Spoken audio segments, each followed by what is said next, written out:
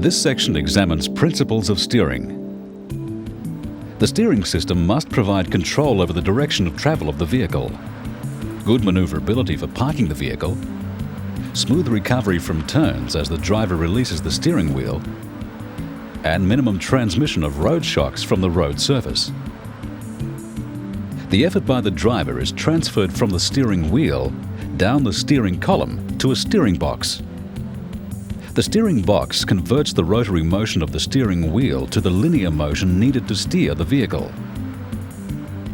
It also gives the driver a mechanical advantage.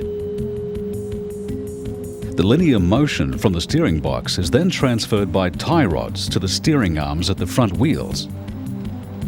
The tie rods have ball joints that allow steering movement and movement of the suspension. The steering arm ball joints are arranged so that movement in the suspension does not affect steering operation.